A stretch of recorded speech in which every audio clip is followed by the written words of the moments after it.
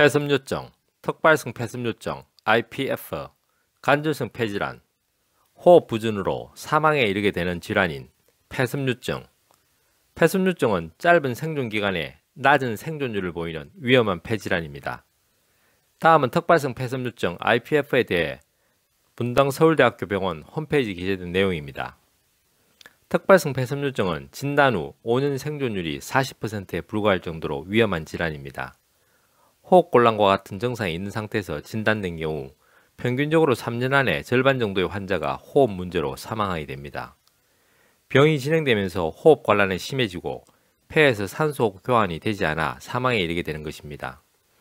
일부 환자는 폐암이 생기거나 폐렴 등 합병증으로 사망할 수도 있습니다. 안타깝게도 현재까지 특발성 폐섬유증으로 굳어진 폐를 다시 회복시킬 수 있는 방법은 없습니다. 정확한 발생 기전을 모르기 때문에 맞춤형 예방법은 없지만 전반적인 폐 건강을 유지하는 것이 중요합니다.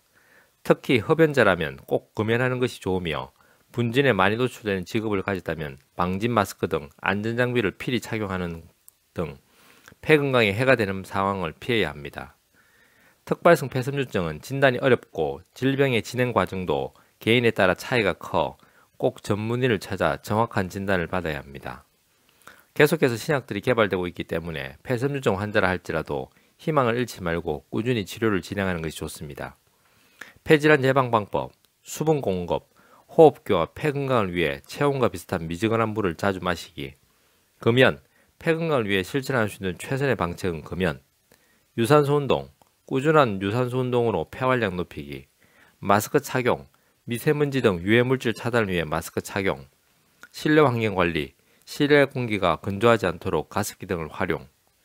폐섬유증의 위험한 생존율과 예방 및 관리에 대해서 간략하게 설명이 잘 되어 있습니다.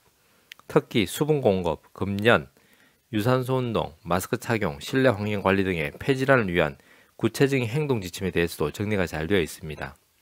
그러면서 특발성 폐섬유증에 대해 명확하게 표현하고 있습니다. 안타깝게도 현재까지 특발성 폐섬유증으로 굳어진 폐를 다시 회복시킬 수 있는 방법은 없습니다. 정확한 발생 기전을 모르기 때문에 맞춤형 예방법은 없습니다. 라고. 즉, 특발성 폐섬유증에 대한 기존 양이하게 근원적인 치료법은 없으며 대증적인 처치법으로 관리될 수밖에 없음을 설명하고 있습니다. 한의학은 과학입니다. 한의학은 철학입니다.